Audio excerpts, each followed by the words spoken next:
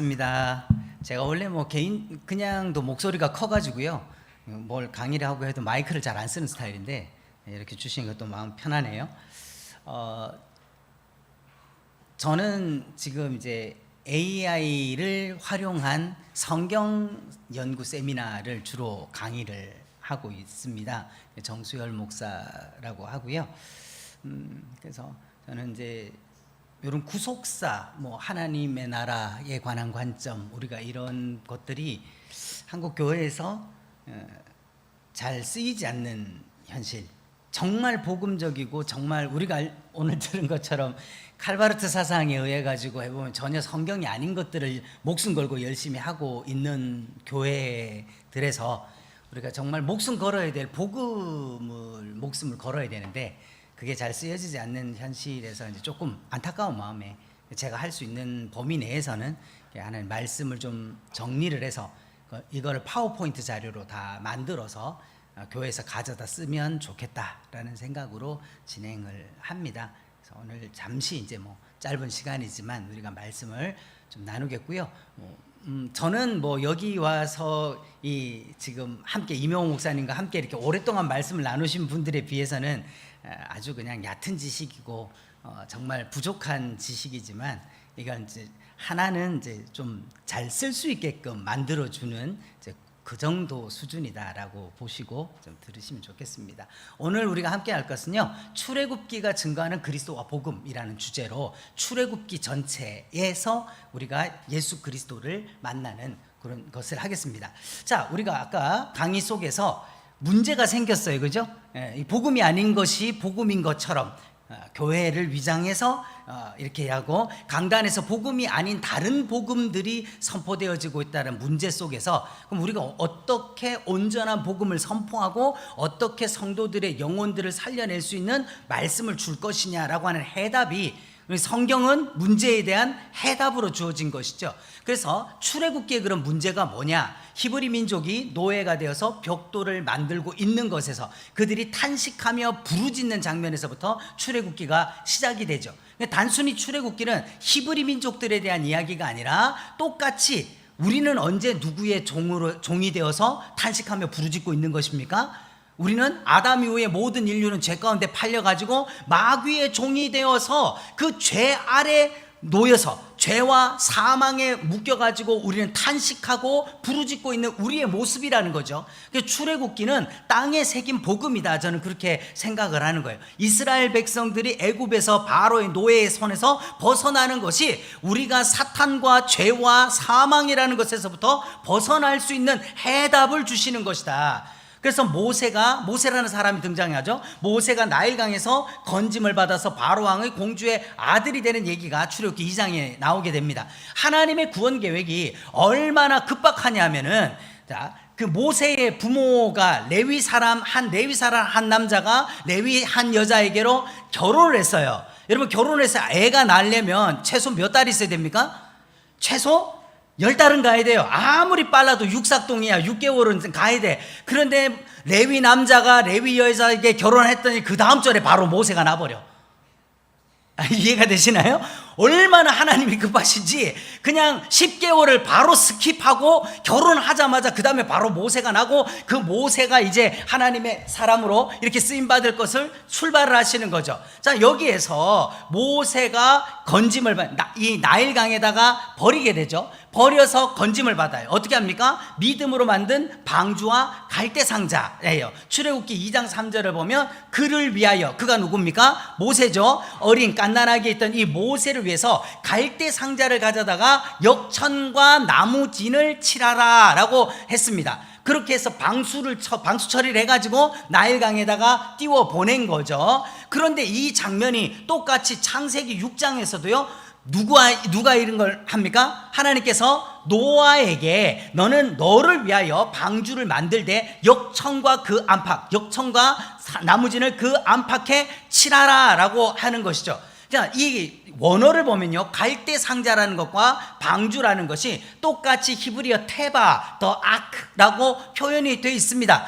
그러니까 갈대상자도 테바, 방주도 테바예요. 그러니까 큰 방주가 노아가 만든 방주고 갈대 상자도 크기는 작지만 방주라는 거죠. 그러면 이 방주에다가 역청을 칠하라라고 하는 것이 코페르로 카파라라고 하는 원어가 되죠. 코페르라고 하는 것이 속전의 피, 속전이라는 거예요. 그리고 카파르라고 하는 것이 덮어주다, 속죄하다라는 것이고, 우리가 잘 알다시피 이 카파르는 속죄소의 원어입니다. 속죄소.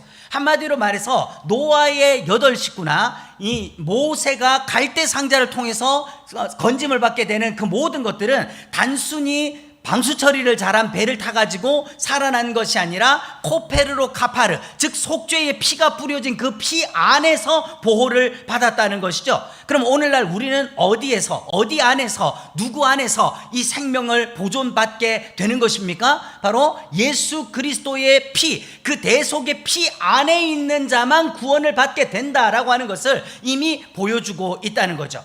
그리고 이제 모세가 장성해가지고 궁에 들어갔다가 하루는 자기 백성들, 여러분 이 표현이 참 중요하죠. 이 애굽의 왕자의 신분이면서도 자기 백성들의 형편을 보러 나갔대요. 히브리 민족을 자기 백성이라고 생각하고 있었어요, 모세가. 근데 애굽의 병사가 히브리 사람을 괴롭히는 것을 보고 때려 죽이게 되죠. 살인을 하고 묻었습니다. 그 다음날 나가보니까 히브리 형제들끼리 싸우고 있어요. 그러니까 너희가 왜 싸우느냐, 같은 민족끼리. 그러니까 누가 너를 우리의 재판장으로 삼았느냐, 네가 저 애굽 병사 쳐 죽인 것 같이 우리도 죽이려고 그러느냐. 이미 살인이 탄로난 줄 알고 그 도망을 가죠. 그래서 어디로 갑니까? 미디안 땅으로 가서 이드로의 양떼를 치게 되는 것입니다. 자, 그리고 나서 어떡합니까? 그럼 평소와 같이 양을 치다가 시내산에 이르러 가지고 잃어버린 양을 찾기 위해서 시내산에 왔다가 떨기나무 불꽃 가운데서 누구를 만나게 됩니까? The goat.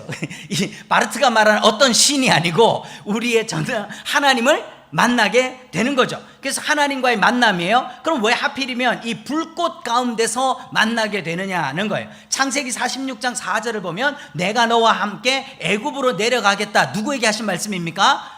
야곱에게. 야곱이 이제 요셉을 만나기 위하여서 애굽으로 내려가다가 머뭇거리게 됩니다. 머뭇거립니다. 내가 이게 애굽으로 내려가는 게 맞는지 고민을 할 그때 하나님께서 어떻게 말씀하십니까? 걱정하지 말고 내려가라. 내가 너와 함께 내려가겠다라고 하는 거죠. 그래서 하나님과 함께 내려와서 고센 땅에 정착을 한 겁니다. 그리고 400년이라는 시간, 430년이라는 시간이 지나 이 출애굽기가 오게 되는데, 이스라엘 백성들이 그 고역 가운데서도 어떻게 민족이 번성할 수 있었느냐? 누가 함께 있었다는 겁니까? 야곱만 내려간 게 아니라 하나님도 함께 계셨다는 것이죠. 하나님 은혜 가운데서 번성했다는 거예요. 할렐루야. 오늘날 이 땅의 교회의 현실과 우리의 상황과 목회의 현실들이 아무리 힘들고 어려울지라도 누가 우리와 함께 계시는 겁니까? 하나님이 우리와 함께 계시기 때문에 교회는 절대 무너지지 않는다 이 말이에요. 우리의 신앙은 절대로 죽지 않는다는 것이죠. 그래서 출애굽기 2장 23절에 이스라엘 자손은 고된 노동으로 말미암아 탄식하고 부르짖을 때, 그럼 이때 하나님 어디 계셨어요? 이때 하나님은 시내산에 관광 가셨나요? 이때도 역시 하나님은 함께 탄식하는 그 자리에 있었죠. 그래서 불꽃 가운데 나타났다라고 하는 것이 바로 이스라엘 백성들의 이 탄식과 고난 가운데 함께 고난받고 있는 하나님으로 나타나신 거예요. 나타나서 이것이 다니엘서에 보면 네 사람, 다니엘의 세 친구가 불꽃 가운데 들어갔을 때 네 사람이 불 가운데로 들어가더라. 다니엘의 세 친구를 느부갓네살 왕이 불꽃 가운데 집어넣습니다. 풀물을 7배나 더하게 해서 그들을 끌고 가던 간수가 불타 죽어버릴 만큼 뜨거운 불에다가 집어넣었어요. 근데 가만히 보니까, 야, 우리가 3명 집어넣지 않았냐? 근데 저기 보니까 4명이 돌아다닌다. 그런데 하나는 뭐예요? 넷째의 모양은 신들의 아들과 같더라. 누가 거기에 같이 계셨습니까? 하나님이 거기에 같이 계신 거예요. 같이. 마찬가지로 이스라엘이 고난 가운데 있을 때도 하나님이 불꽃 가운데 나타나신 같이 바로 그 불 가운데 계셨던 하나님이 출애굽기에 그 상황에도 나타났다는 거죠. 요한복음 16장 33절에 세상에서는 너희가 뭐를 당한다? 환난을 당하나 담대하라. 내가 세상을 이기었노라 하시니라. 그래서 누구를 선택하는 겁니까? 모세를 선택해서 이제 내 백성을 건져내라는 거예요. 내 백성을 데리고 오라. 네 거 아니야. 내 백성이야. 그 백성을 끌어내라 라고 말씀을 하시는 거죠. 그래서 모세가 이 명령을 따라서 다시 애굽 땅으로 돌아옵니다. 바로 앞에 서가지고 하나님의 명령을 대언하여서 10가지 재앙을 내리게 되죠. 그래서 PK 파학도 구매 흑장 10가지 재앙을 쭉 내리는데, 그것을 영적으로도 보면 애굽의 모든 신들을 치는 작업으로도 우리가 볼 수가 있는 겁니다. 그래서 이 10가지 재앙을 동원을 하시는데, 하나님께서 왜 10가지 재앙과 유월절을, 이 10재앙을 동원하신 9가지 재앙과 유월절을 하신 이유가 뭐냐는 거죠. 바로가 힘이 세서 하나님 앞에 1, 2, 3, 4 펀치 정도는 견딜 만한 체력이 되고 맷집이 돼서, 바로가 하나님의 징계를 견디는 어떤 마귀가 하나님의 9개 펀치 정도는 견딜 만한 영적인 능력이 돼서 10개까지 안 하면 안 돼서 그런 겁니까? 그게 아니죠. 9가지의 재앙을 동원하신 이유가 뭐냐? 출애굽기 11장에서 내가 이제 이 한 가지 재앙을 바로와 애굽에 내린 후에야 그가 너희에게서 여기서 내보낼 거다. 하나님은 이 9가지 재앙을 동원하신 이유가 뭐냐? 이렇게 해도 죄사함과 구원이라는 건 된다 안 된다? 안 된다. 반드시 유월절이 있어야 된다라고 하는 걸 보여주기 위해서라는 거예요. 그래서 출애굽기 12장 6절과 7절에 보면은 유월절 그날에 양을 잡아서 그 피를 좌우 문설주와 임방에 발라라. 피를 발라야 된다. 왜요? 지금 이것은 단순하게 이스라엘 백성들이 애굽의 종살이에서부터 벗어나서 자유자가 되는 그런 육신적 해방운동이 아니라는 거예요. 하나님이 인정애정 동정심 때문에 저 종살이 한 애들 불쌍하니까 내가 건져줘야지, 그런 얘기가 아니라는 거예요. 뭡니까? 죄와 사망에 매여 있는 모든 인생들이 어떻게 이 죄와 사망을 뚫고 생명으로 나아갈 수 있느냐라고 하는 그 방법을 예표하는 것이거든요. 그럼 그 방법이 뭐냐? 오직 피 없이는 안 된다는 거죠. 내가 이 피가 없으면 안 된다. 그래서 출애굽기 12장 13절에 내가 뭐를 볼 때에, 피를 볼 때에 너희를 넘어가리니 재앙이 너에게 내려 멸하지 않을 것이다. 내가 그 피를 유월절 그 양의 피를 볼 때에 내가 널 넘어서 가리라. 죄값은 사망이기 때문에 반드시 죄값의 사망에 따른 피가 없이는 넘어갈 수가 없다. 이게 우리 구원의 원칙이라는 겁니다. 원리라는 겁니다. 다른 걸로는 될 수 없다는 거죠. 그리고 출애굽기 12장 22절에 아침까지 한 사람도 자기 집 문 밖으로 나가지 마라. 이 문 밖으로 나간다는 건 무엇입니까? 단순히 대문을 나가는 게 아니라 어디 밖으로 나가는 거죠? 피 밖으로 나가는 거죠. 그리스도의 복음 바깥으로, 피 바깥으로, 예수님의 대속의 바깥으로. 그것을 벗어나면 살 길이 있다 없다? 없어요. 그가 유대인일지라도, 그가 아브라함의 자손일지라도, 그가 야곱의 후손일지라 할지라도 피 밖에 있는 자, 방주 밖에 있던 모든 사람이 죽음과 같이 피 밖에 있는 모든 자는 그가 유대인이라도 다 죽어야 되는 거예요. 그러나 반대로 그가 이방인일지라도 어디 안에 있으면 사는 겁니까? 피 안에 있으면 사는 거예요. 삶과 죽음의 경계는 피가 나누는 것입니다. 그래서 그리스도 밖에는 구원이 없다. 천하인간에게 구원을 얻을 만한 다른 이름을 우리에게 주신 적이 있다 없다? 없다는 거 아니겠습니까? 할렐루야. 예. 이 목사님들 대상으로 하니까요 아주 긴장이 되네요. 예, 너무 근엄하셔가지고 상당히 긴장하고 있습니다. 자, 그 다음에 이제 사람이나 짐승을 막론하고 태에서 처음 난 거 출애굽을 합니다. 유월절 그 밤을 통해 가지고 애굽의 모든 첫째들을 다 치고 나서 이스라엘 백성들이 그 새벽에 이제 나오게 되죠. 그리고 나서 하나님께서 뭐라고 말합니까? 숫곳에 왔을 때에 하나님께서 이제 첫째들, 원래는 다 이스라엘의 장자들도 심판을 받아야 되는 겁니다. 이스라엘 장자들은 그냥 면해진 게 아니라 이스라엘의 장자들의 목숨값으로 대신 누가 드려진 겁니까? 그리스도께서 드려진 거잖아요. 그래서 너희의 모든 장자는 다 누구 거다? 내 거야. 짐승의 장자도 다 내 거야. 첫째들은 전부 다 내 거야. 그걸 위해서 뭐를 하라? 대속을 위한 속죄물을 돌려야 된다. 그것을 말씀을 하시는 거죠. 그리고 출애굽하는 그 새벽에 유고를 취하여 가지고 나옵니다.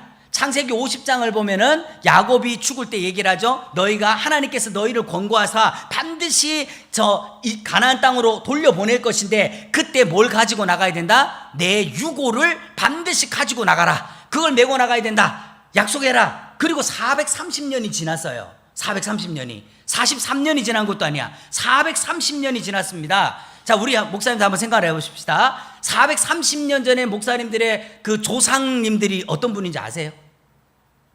아세요? 예.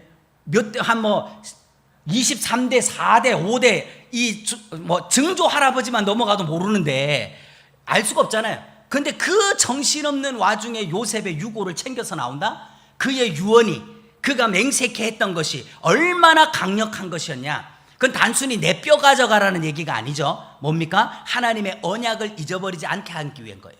너희를 돌려보내시는 그 하나님의 언약을 잊어버리지 않게끔 심어준 것이 430년이 지나도록 이스라엘 백성들에게는 심겨져 있더라는 겁니다. 그럼 오늘날 우리에게 주어진 과제는 무엇이겠습니까?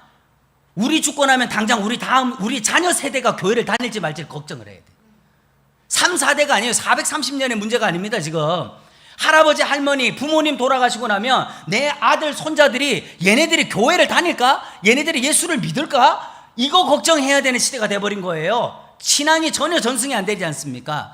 왜 우리가 그렇게 해야 되는지를 알아야 된다는 거죠.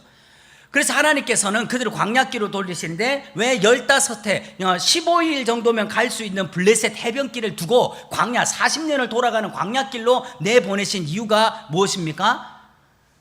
블레셋 해변길로 가다가 블레셋 족속들과 전쟁이 일어나면 너희가 다시 애굽으로 돌아가자 할까봐 내가 그들을 피하여서 광야길로 내보낸다고 말씀을 하시는 거죠. 그리고 이제 홍해를 건널 때에 애굽 군대를 홍해에다 수장시키는 장면이 나옵니다. 그럼 이 홍해를 건넌 사건을 신약 성경에서는 뭐라고 우리에게 조명을 해주고 있습니까? 고린도서 10장 20절에 모세에게 속하여 다 구름과 바다에서 뭐를 받았다? 세례를 받았다. 그런 거죠. 누가요? 원래는 누구에게 속해 있던 건데요? 바로에게 속하여서 종되었던 이스라엘이 모세에게 속하여 가지고 하나님의 백성으로 나오듯이 마귀에게 속하였던 종되었던 우리들이 누구에게 속하여서 하나님의 자녀가 되는 것입니까? 예수 그리스도 안에서 그리스도와 합하여 세례를 받음으로 우리가 거듭나서 사망에서 생명으로 옮겨지는 이 역사가 일어나게 된다는 거죠. 그리고 결국은 우리가 거듭남의 체험이라는 게 무엇이겠습니까? 사망에서 생명으로 옮겨지는 체험인 거예요. 사망에서 생명으로. 내가 어떤 죄인인지, 내가 얼마만큼 죽을 죄인인지를 율법을 통하여서 내가 깨달아, 그 율법의 정죄를 통해서 깨달아서 오호라 나는 곤고한 사람이라 이 사망의 몸에서 누가 나를 건져줄까, 누가 나를 좀 건져주세요 하다가 누구를 만나는 거, 그 누구가 바로 예수 그리스도 외에 다른 구원은 없다 이 말이죠. 예. 그래서 이제 3일 길을 가서 홍해를 건너고 3일 길을 와서 마라에 도착하게 됩니다.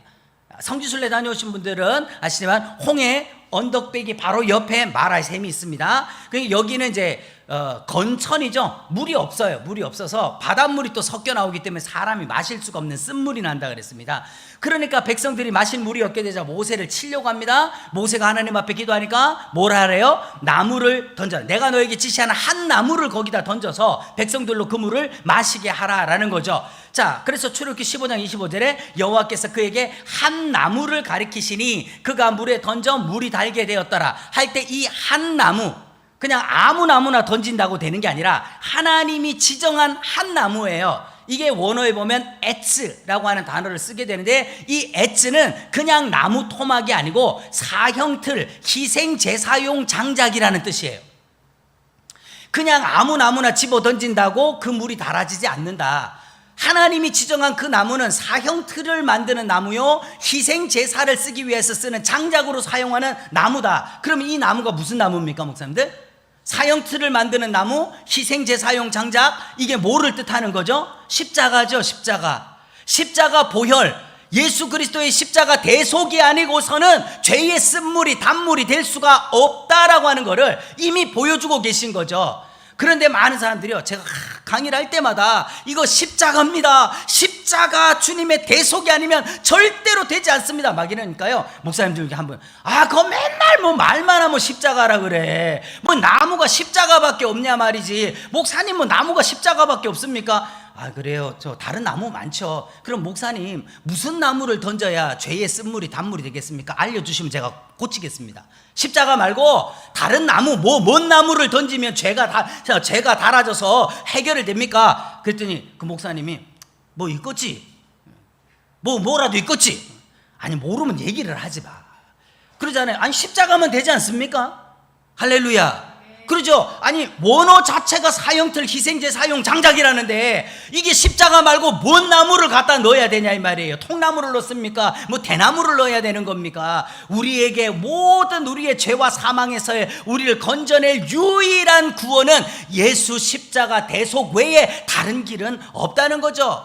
그리고 나서 또 진행을 해서 이 마라를 거쳐서 어디에 옵니까? 엘림이라는 샘에 도착을 하게 되죠. 바로 옆에 있어요. 70종려나무와 그 다음에 12샘이 있는 엘림에 옵니다. 자, 우리가 고난을 지나서 엘림의 축복이 있는 거예요. 마라를 거치지 않고는 엘림을 볼 수가 없어요. 예수 십자가를 우리가 만나지 않고는 부활의 영광에 갈 수가 없는 겁니다. 예, 절대로 이거는 순서를 뒤집을 수 없어요. 불가역성인 거 아닙니까? 십자가 없는 부활이 없고 부활이 없는 십자가는 의미가 없는 겁니다. 반드시 거쳐가야 되는 것이죠.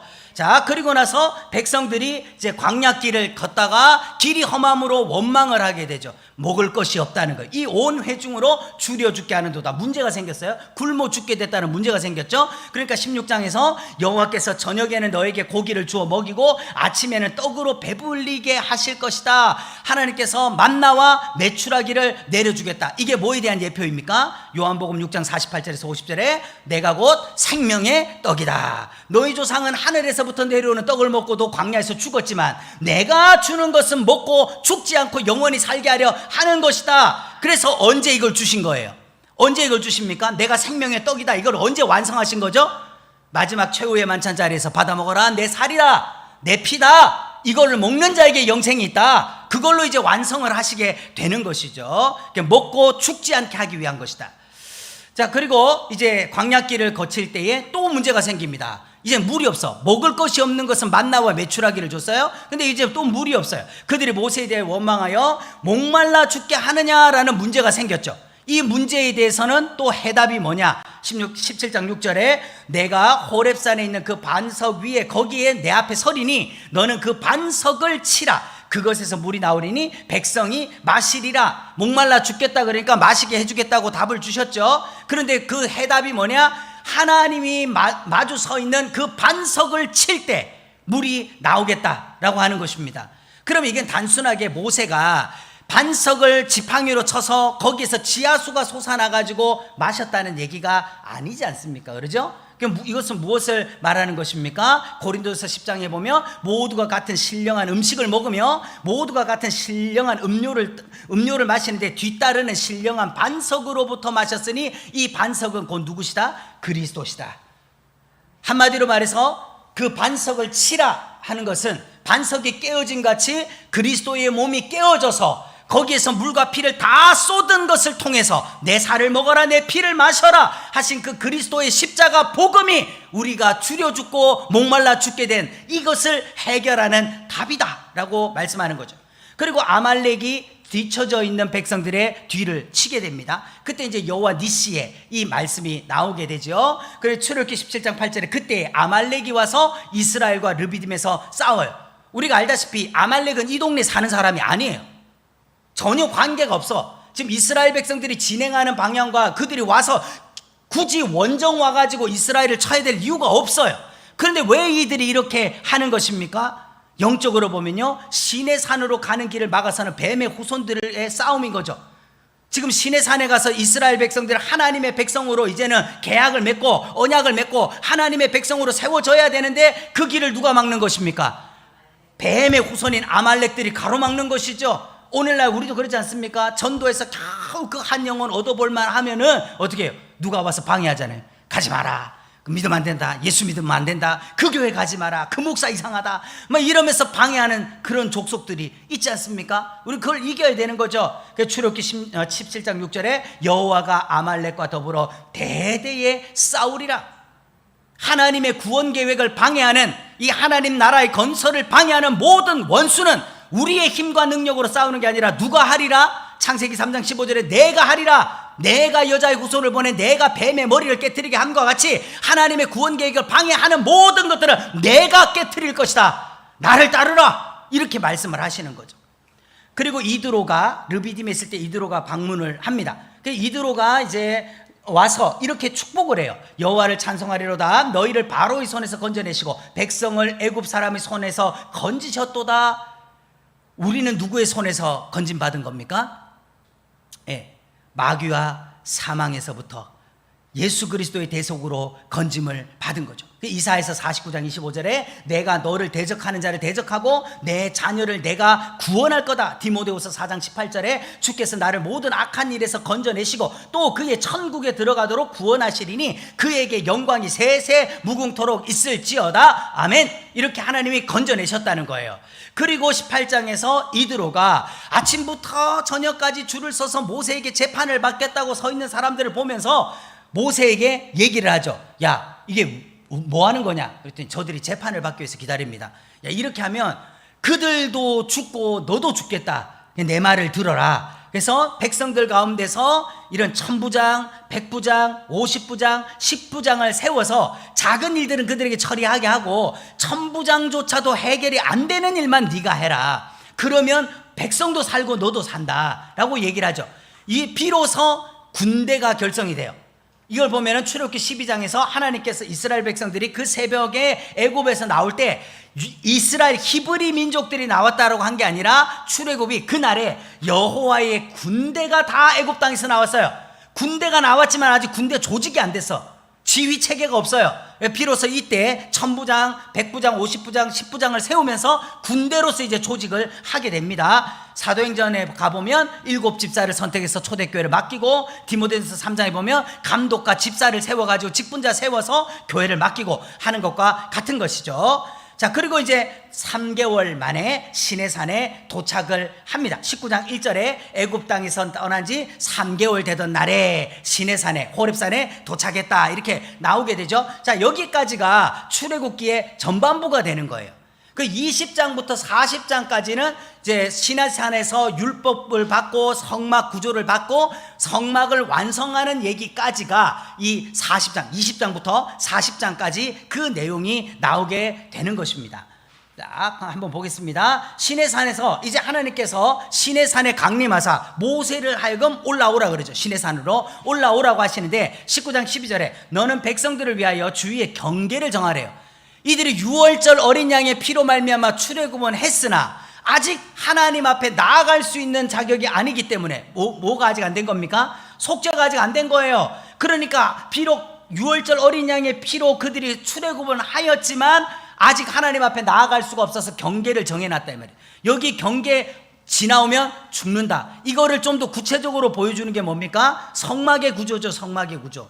성막에서 지성소로 아무나 들어오면 다 죽는, 성막에 아무나 들어오면 죽임을 당하는 거, 그 경계를 정하게 되죠. 히브리서 9장 8절에 성령이 이로써 보이신 것은 첫 장막이 서 있는 동안에 성소에 들어가는 길이 아직 나타나지 않았기 때문에, 즉 예수 그리스도의 대속이 아직 이루어지지 않았기 때문에 너희는 아직 올라오면 안 된다라고 얘기를 하시는 거예요. 그리고 십계명을 주시고 율례와 법도를 정하십니다. 자, 그러면 하나님께서 우리가 가만히 보면요, 이 고센 땅에서 출애굽해서 시내산에 이르기까지 백성들이 물이 없어서 마라의 샘물에서 물이 없어가지고 불평하지요. 그 다음에 광야길을 걸으면서 먹을 거 없다, 마실 물 없다 불평하지요. 그 다음에 홍해를 건너기 전에는 애굽에서 매장지가 없어가지고 우리를 다 광야에 죽이려고 끌고 나왔냐 원망하죠. 그럼에도 불구하고요, 이 시내산 이전에 백성들이 원망하고 불평해도 하나님은 심판을 하신다 안 하신다? 안 하셨어요.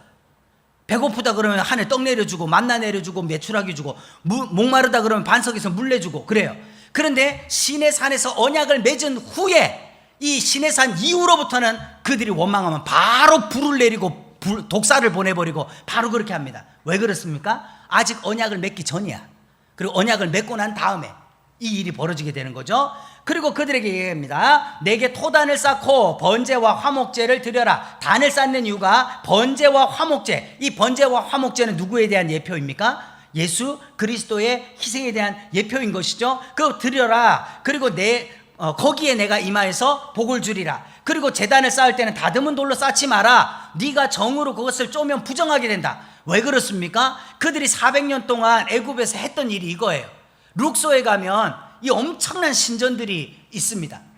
이게 얼마나 큰 것들이냐면 이 발등상, 이런 신상들이 깔고 있는 발등상이 어른 키보다도 더 큽니다. 이게 뭐 몇십 메타짜리 막 63빌딩 높이만큼의 막 그런 신상들을 깎아 만들고 조각해서 만들고 그 일에 동원됐던 게 이스라엘 백성들이에요. 그렇다면 그들에게 야 너희가 애굽에서 피라밋도 짓고 막 이런 국고성도 짓고 이런 신전 막 수도 없이 지었는데 너희들이 만왕의 왕인 하나님을 위하여 성전 한번 지어봐라 그러면 잘 짓는다 못 짓는다? 잘 지을 수 있죠. 엄청 잘 지을 수 있죠. 그런데 그렇게 하지 말래요. 하나님께서는 다듬은 돌로 하지 말래. 그냥 너희는 토단을 쌓아야 되고 그냥 자연석을 가지고 만들어요. 왜요? 오직 우리의 구원은 그리스도께서 단독으로 단번에 십자가에서 드려지는 거예요. 내 도움이 필요한 게 아니야. 내 공로나 의지나 자랑이 필요한 게 아니에요. 이게 하나님의 성전이라고 내가 자랑할 만한 게 없다 이 말입니다. 하나님의 팔로 스스로 이루시는 거기 때문에 너희는 네가 깎아 만들거나 부어 만들면 안 돼. 네 공로를 자랑하면 안 돼 라는 거를 말씀하신다는 거죠. 그리고 이제 시내산에서 언약을 맺으시고 그것을 가지고 와서 백성들에게 공포를 합니다. 모세가 피를 가지고 와서 백성들에게 뿌리며 여호와께서 이 모든 말씀에 대해서 너희와 세우신 무슨 피다? 언약의 피라. 언약을 맺을 땐 반드시 뭐를 뿌렸어요? 피를 뿌렸다는 겁니다. 피를 뿌렸어요. 그래서 이 언약의 피예요. 그런데 히브리서 9장 10절을 보면은 이 언약의 피는 진짜가 아니야. 이건 예표요 모형이요 그림자였어요. 뭐 할 때까지? 그리스도의 피로 개혁될 때까지 맡겨놓은 것이야. 오늘날 우리의 구원이라고, 오늘날 우리의 신앙생활이라는 것도 마찬가지지 않습니까? 영원한 하나님 나라에 가서 우리가 행하게 될 것을 이 땅에서 모형으로 하는 거예요. 하나님을 예배하는 것을 하는 겁니다. 그래서 히브리서 9장 22절에 피 흘림이 없은즉 사함이 없다. 그래서 유월절도 반드시 9가지 재앙으로 되는 게 아니라 유월절에 피가 있어야만 나오듯이 피 흘림이 있어야 하나님 만난다. 그리고 마태복음 26장에 이것의 완성이 뭡니까? 최후의 만찬에서 예수님께서 많은 사람의 죄사함을 위하여 흘리는 바 나의 피 곧 언약의 피래요. 이 언약이 언제 언약의 피인데요? 1500년 넘도록 하나님께서 율법을 제정하시고 그때로부터 이스라엘 백성들이 예수님이 죽으시는 그날까지 지키고 있던 그 유월절의 그 피, 그 예표로 줬던 그것이 이제는 그리스도의 피로 확증되어진, 개혁되어진. 그래서 지금은 우리는 양도 안 잡고 소도 안 잡고 유월절 그 밤을 지키는 것이 아니라 오직 뭐로서 그리스도를 기념하는 겁니까?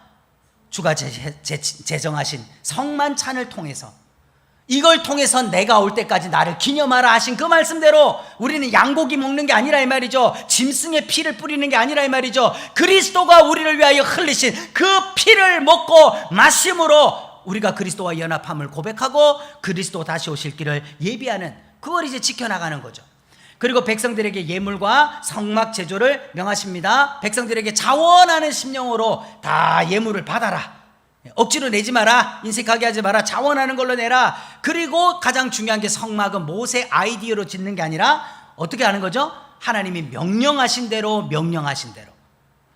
그렇게 해서 짓습니다. 그리고 제사장의 의복과 위임에 관한 규례도 말씀을 하셔요. 에봇, 제사장의 특별한 의복에는 에봇이 있고 그 어깨에 2보석, 가슴에는 흉패인 12보석, 이것을 하게 되죠. 하나님 앞에 나아갈 때 반드시 이렇게 하라라고 이야기를 합니다. 이건 뭐를 의미합니까? 목사님, 이 제사장 가슴에 있는 12보석의 흉패, 양쪽 어깨에 6지파의 각으로 인 새기는 방법으로 해가지고 새긴 보석 2개, 이건 뭐를 의미합니까? 우리가 그리스도께서 우리를 다 온 세상을 품고 계신 것, 그걸 품고 하나님 앞에 나아가는 것이죠. 자기가 마치 죽을 죄인인 것처럼 우리의 대속을 위하여 하나님 앞에 나아갈 때 양쪽 어깨에 짊어지고 가슴에 품고 그렇게 나가야 된다라고 하는 것을 말씀을 합니다. 그래서 출애굽기 28장 3절에 내게 제사장 직분을 행하게 하라, 이렇게 입고 해야 된다는 거예요. 그리고 히브리서 4장 14절에 이것도 역시 모형이고 예표죠.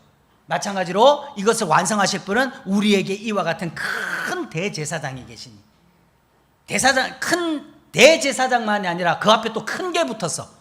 최고의 대제사장 예수 그리스도시죠. 왜 큰 대제사장입니까?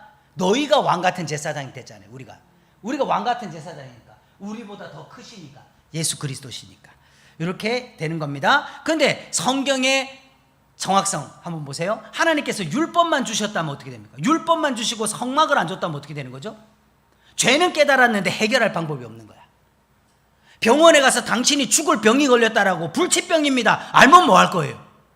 차라리 모르는 게 낫지. 그렇지 않나요? 예. 불치병이다 내가 알면 어차피 고칠 방법이 없는데 옛날에는 그냥 모르고 죽은 거예요, 그죠? 모르고 죽었어. 근데 갔는데요, 어제까지 밥 잘 먹고 잘 있었어. 근데 병원 가서 정기검진했더니 불치병이래. 그때부터 환자가 돼보는 거야. 밥도 안 넘어가고 막 인생이 끝났어 막. 그때 진짜 병자가 돼요. 근데 율법만 있다. 율법은 뭐를 위해서 준 겁니까? 죄를 깨닫게 하기 위해서 주신 거예요. 법이 없으면 죄가 없으니까. 그래서 율법으로 죄를 깨달았어. 그래서 너는 모든 죄인은 죽어야 돼. 죄의 삭은 사망이야. 사망 선고받았어요. 그러면 우리가 어떻게 살 길이 없냐? 근데 성막이 없으면요. 성막이 없으면 살 길이 없는 거죠. 그거 알아서 뭐 하냐는 겁니다. 죄를 깨달은 사람이 살기 위하여서 나오는 데가 어디예요? 성막으로 나오는 거죠. 근데 성막으로 나왔어. 나 대신 죽어줄 재물을 갖고 나왔어요. 근데 그걸 드려줄 제사장이 없으면요. 그것도 안 되는 거죠.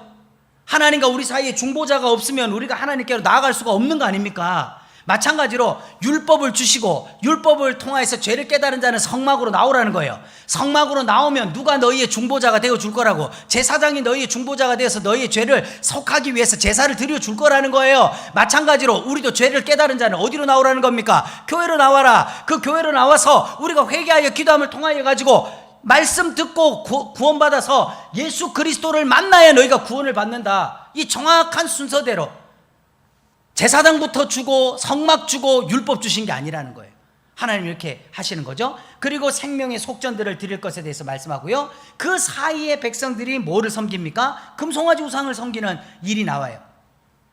너희의 신이다. 너희가 만든 신이다. 네, 아까 칼바르트가 현대인들이 요구하는 신을 만들어준 거다 라고 한 것 같이 너희 신이다. 왜 신을 내놓으라 그러니까 해줬죠. 왜 백성들이 금송아지에 열광을 합니까? 네. 네? 자기하고 맞죠? 그죠? 이 농경 사회에서 가장 중요한 가축이 소입니다. 소. 그리고 애굽의 신 중에서 아피스라는 소가 있죠. 소가 신인 이렇게 쟁반 금쟁반 이렇게 하고 있는 아피스. 그 소는요 가성비가 엄청 좋은 짐승이잖아요. 그렇게 힘도 세고 막 덩치도 막 그 뭡니까 수레도 끌고 가고 밭도 갈고 다 하는데 뭐만 주면 돼요? 풀만 먹이면 돼. 풀떼기만 먹이면 돼. 그리고 어떡합니까? 써먹다가 더 이상 쓸 일이 없으면은 잡아가지고 가죽은 벗겨가지고 옷에 입고 구두에 입고 가방 만들고 별것 다 하고 그 다음에 그냥 고기는 다 소고기 해먹고 우리는 꼬리도 꼬리곰탕 끓여먹고 머리는 소머리국밥 끓여먹고 내장탕 끓여먹고 소는요 하나도 버릴 것이 없는 짐승이라 그러잖아요. 그러니까 이게 얼마나 백성들에게 맞는 신이냐는 거예요. 내가 필요할 때는 실컷 다 부려먹고 더 이상 하나님을 써먹을 데가 없으면 잡아먹으면 돼. 잡아먹으면 돼요. 그래서 오늘날 이 시대 사는데 어떻습니까? 예수 믿으면 복 받습니다. 예수 믿으면 잘 됩니다. 예수 믿으면 병 낫습니다. 그래서 병도 낫고 잘 되고 했었어요. 그런데 다시 아파지면 어떡하죠? 아이 까짓 거 예수 믿어봐야 되는 것도 없네 이러고 털어보고 간다 이 말이에요. 왜 그렇게 되냐는 거죠. 그들은 금송아지를 섬긴 거지 하나님을 섬긴 게 아니라 이 말입니다. 그리고 그들이 그 판을 산 아래로 하나님 보시니까 야 백성들이 타락했다 방자한다 내가 내려가서 저들을 쓸어버리겠다. 그러니까 모세가 급히 내려와 가지고 첫 번째 돌판을 그들에게 집어 던져서 깨트려 버립니다. 이게 뭡니까? 이게 바로 행위 언약이에요. 왜? 그 전에 피를 뿌려서 하나님의 율례가 이렇다라고 선포를 하니까 백성들이 어떻게 하겠다 그랬어요? 율법을 얘기했는데 그걸 다 지키겠다 그랬다고. 그런데 지킨다 못 지킨다? 안 된다는 거죠. 그러니까 행위로 구원을 받는다라고 하는 거는 인간의 자력 구원은 불가능하다는 게 첫 번째 돌판이 깨지는 걸로 나타나는 겁니다. 그 언약은 깨져야 된다는 거예요. 그 돌판이 살아있으면 우리는 구원받을 길이 없는 겁니다. 그것이 깨져야 돼. 인간의 자력 구원의 가능성이 깨져버려야 된다는 거죠.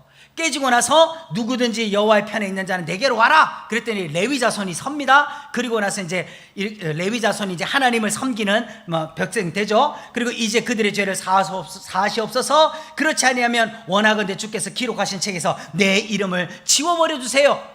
모세는요 가나안 땅에도 못 들어가본 사람 아닙니까? 그런데 그는 뭐까지 보고 있어요? 하나님 보좌 앞에 생명책까지 보고 있는 거 아닙니까?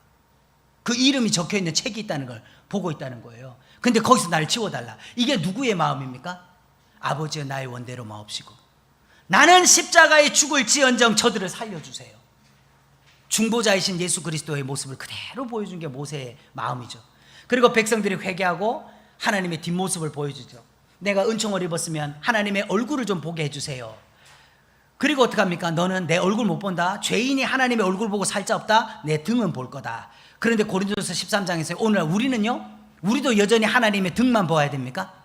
우리는 어떻게 한다 그랬어요? 마지막 날 얼굴과 얼굴을 맞대어 보게 될 거다. 왜요? 모세는 안 되는데 왜 우린 됩니까? 우리가 모세보다 잘난 사람이어서요? 우리가 모세보다 믿음이 좋아서요? 아니죠. 모세에게는 아직 중보자 예수 그리스도의 대속이 없는 거고, 우리에게는 어떻게 됩니까? 우리는 예수 그리스도의 대속으로 말미암아 하나님과 얼굴을 맞대어 볼 수 있는 죄사함의 은혜를 입었으니까 볼 수 있는 거죠. 그리고 두 번째 돌판을 주시고, 이 돌판을 주실 때 그 판의 양면 이쪽 저쪽에 글자가 있으니 빽빽하게 새겼대요. 그러니까 이 십자가 돌판은 한쪽 면만 있고 뒤쪽 면은 비어 있는 게 아니야. 앞뒤에 빡빡하게 글자를 새겼대요. 앞뒤에. 이게 뭡니까? 더하거나 뺄 수 없는 하나님의 말씀의 완전성.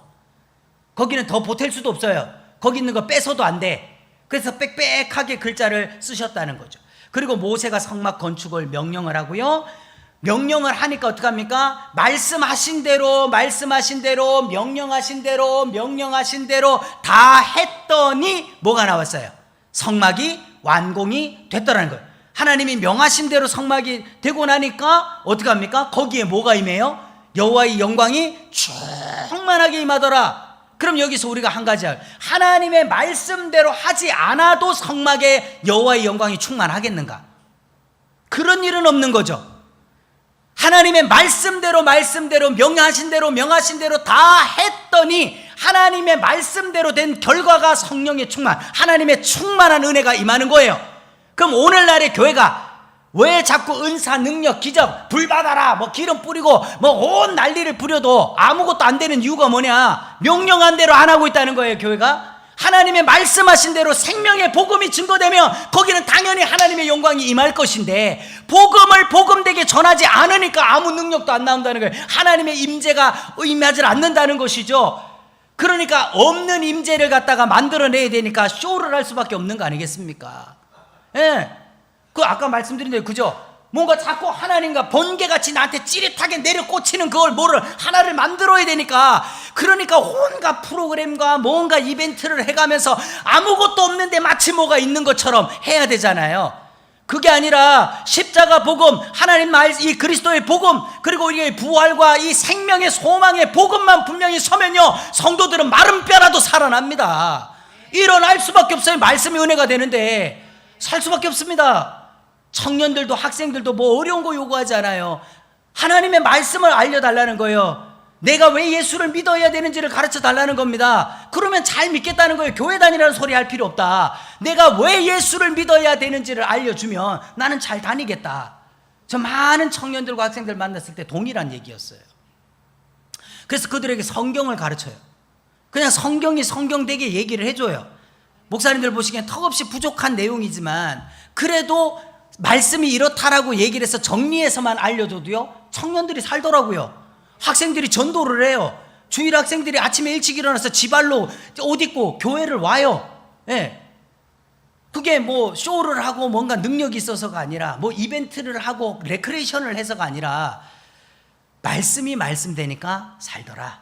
그래서 결국은 이것도 예표, 이 성막도 예표일 때 요한복음 1장 14절에 가장 중요한 완성이 뭡니까? 말씀이 육신이 되어 우리 가운데 거하심에.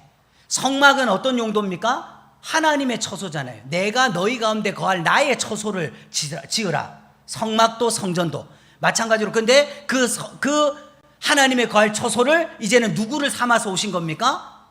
예수 그리스도의 육신으로 오신 그분이 이제는 우리를 자신의 성전 삼아 오셨다 이 말이죠. 그리고 언젠가 마지막 주님 다시 오실 때 영원히 우리가 그리스도와 하나 될 그날을 소망하며 살아가는 것이다. 네, 이게 출애굽기 전체의 내용이다. 네, 마치겠습니다. 감사합니다.